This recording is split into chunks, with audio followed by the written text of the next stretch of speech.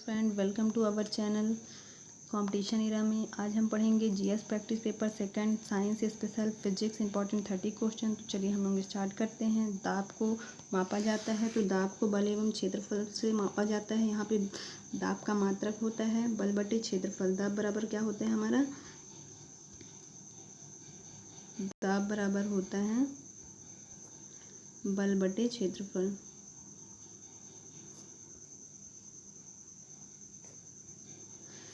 और इसका मात्रक हो जाएगा न्यूटन प्रति मीटर स्क्वायर।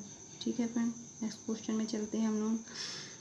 दबाव का एसआई मात्रक क्या होता है? तो दबाव का एसआई मात्रक हमको यहाँ पे पूछ रहा है। तो दबाव का एसआई मात्रक अभी हम लोगों ने निकाला है, न्यूटन प्रति मीटर स्क्वायर होता है। क्या होता है? न्यूटन प्रति मीटर स्क्वायर होता है। ठीक है फ्रेंड, तो चलते हैं हम लोग नेक्स्ट क्वेश्चन में। इनमें से विषम को चुनिए। तो इसमें से हमको विषम बताना है। संवेग और वेग और विस्थापन ये सभी हमारी कैसी राशियाँ हैं? सदिश राशियाँ हैं। कैसी राशियाँ हैं? सदिश राशियाँ हैं। ध्यान रखिएगा, ये सभी हमारी कैसी राशियाँ हैं? सदिश राशियाँ हैं ना। और यहाँ पे जो गति है ये हमारी अलग है। ये कौन सी राशि है? अदिश राशि है।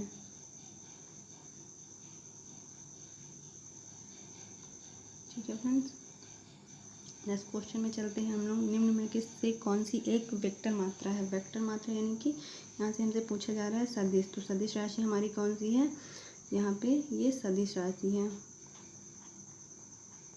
कौन सी राशि है? सदिश राशि। आप लोग ध्यान रखिएगा।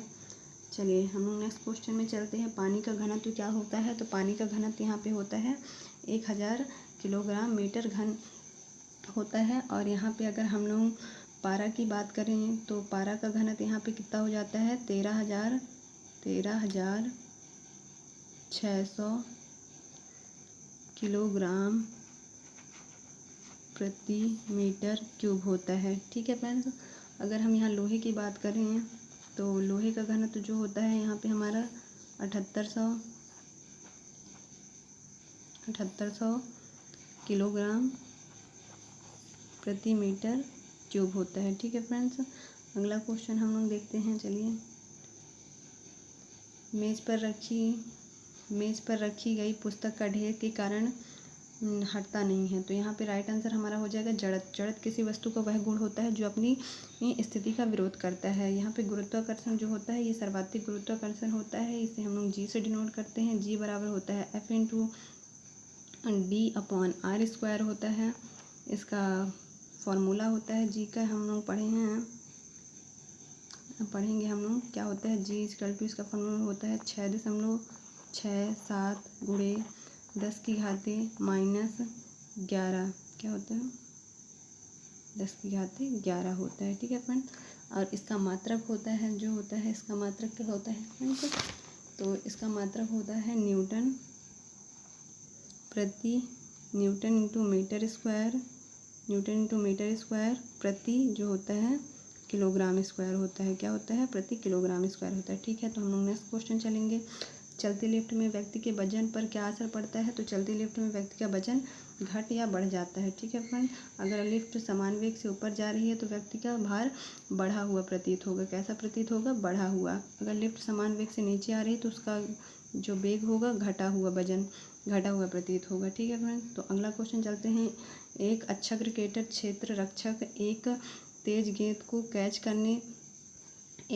को कैच करने के लिए हाथ में गेंद के अनुसार पीछे करता है, क्योंकि वह संपर्क के समय में वृद्धि करना चाहता है तथा बल में कमी करना चाहता है, इसलिए वह ऐसा करता है। ठीक है ना, आगे समझ में। चलिए नेक्स्ट क्वेश्चन चलते हैं हम लोग। निम्न में से कौन सा कथन सीधी सड़क पर एक समान त्वरण से चलने वाली कार के लिए है? तो यहाँ पे हमसे पूछ रहा है जब कार एक सीधी सड़क में चलती है तो क्या होगा? तो कार का वेग लगातार बदलता रहता है तथा उसका त्वरण जो होता है एक समान रहता है। त्वरण एक समान रहता है। ठीक है फ्रेंड्स, नेक्स्ट क्वेश्चन में चलते हैं हम। डेयरियों में दूध से क्रीम अलग करने के लिए अलग करने के लिए क्या किया जाता है? तो कौन सी प्रक्रिया अपनाई जाती है? तो यहाँ अपकेंद्रीकरण प्रक्रिया अपनाई जाती है। क्या किया जाता है? अपकेंद्रीकरण। वॉशिंग मशीन भी जो होती है यही अपकेंद्रीकरण के सिद्धांत पर काम करती है। हम लोग नेक्स्ट क्वेश्चन में चलेंगे। बल का एसआई यूनिट क्या होता है, तो बल का एसआई यूनिट क्या होता है, न्यूटन होता है। बल बराबर क्या होता है, जिसे हम लोग एफ से डिनोट करते हैं, तो एफ इक्वल टू क्या होता है, एम ए होता है। क्या होता है, एम ए होता है। 1 न्यूटन बराबर जो होता है, 1 न्यूटन बराबर होता है 10⁵5 डाइन होता है। क्या होता है, डाइन। और डाइन जो होता है इसका सीजीएस मात्रक होता है।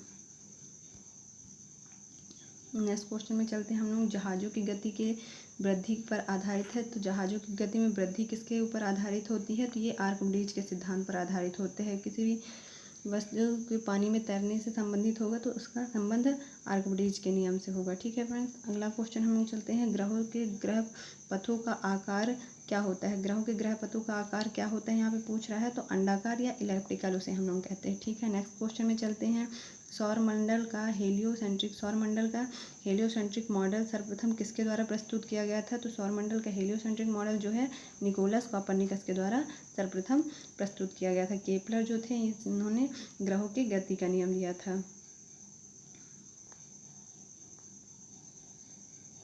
गति का नियम।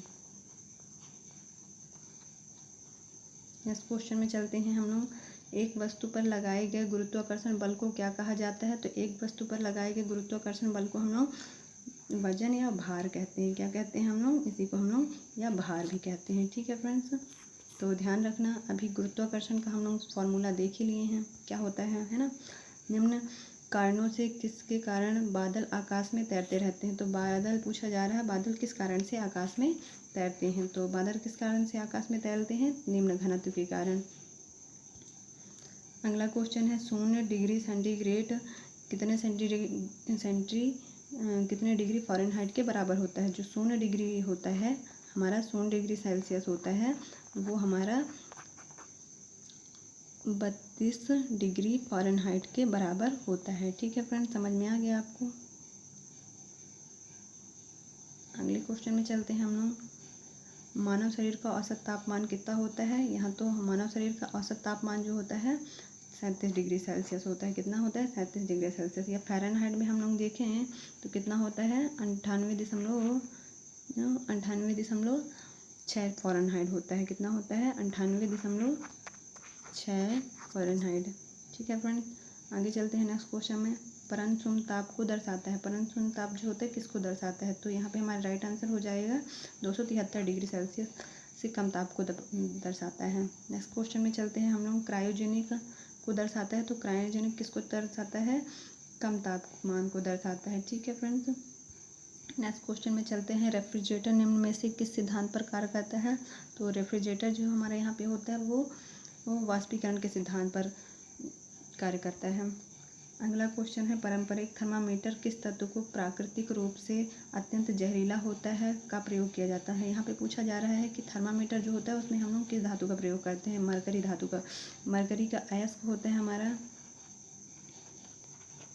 इसे हम लोग क्या कहते हैं, सिनेबार कहते हैं, सिनेबार। इसे हम लोग HgS से डिनोट करते हैं। ठीक है फ्रेंड्स, और ठीक है फ्रेंड्स, अगला क्वेश्चन में चलते हैं हम लोग। आर्द्रता को मापने के लिए इनमें से किसका उपयोग किया जाता है, आर्द्रता को मापने के लिए हम लोग आर्द्रता मापी का प्रयोग करते हैं। किसका प्रयोग करते हैं फ्रेंड्स, हम लोग आर्द्रता मापी का। आर्द्रता मापी को हम लोग हाइग्रोमीटर कहते हैं। क्या कहते हैं, हाइग्रोमीटर।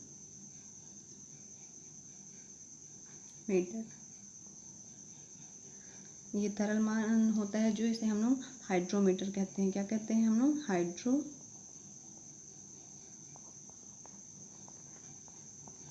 हम लोग इससे क्या मापते हैं, आपेक्षिक घनत्व।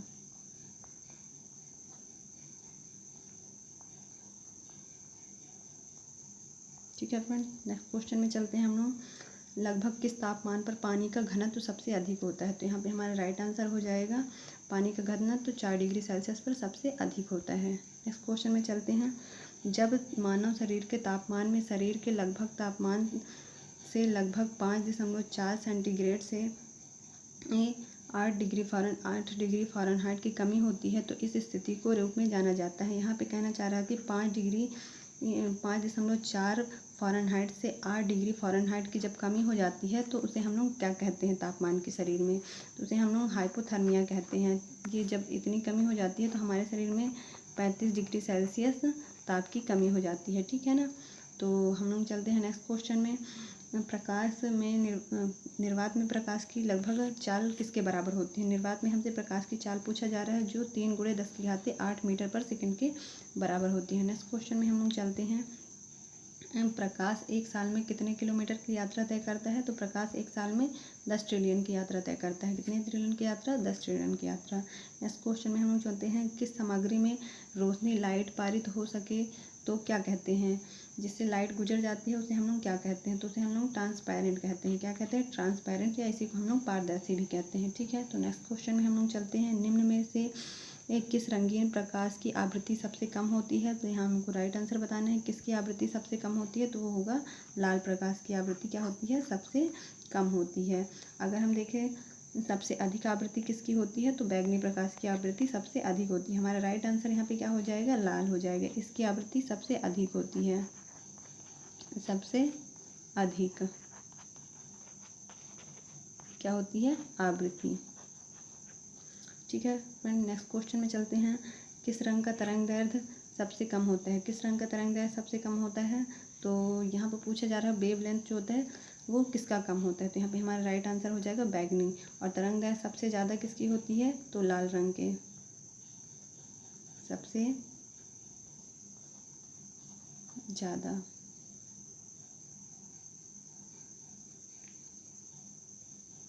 ठीक है फ्रेंड्स। तो ठीक है फ्रेंड, तो आज के लिए इतना ही। अगर आपको पसंद आया तो आप लाइक कीजिए, शेयर कीजिए, सब्सक्राइब कीजिए। Thanks for watching.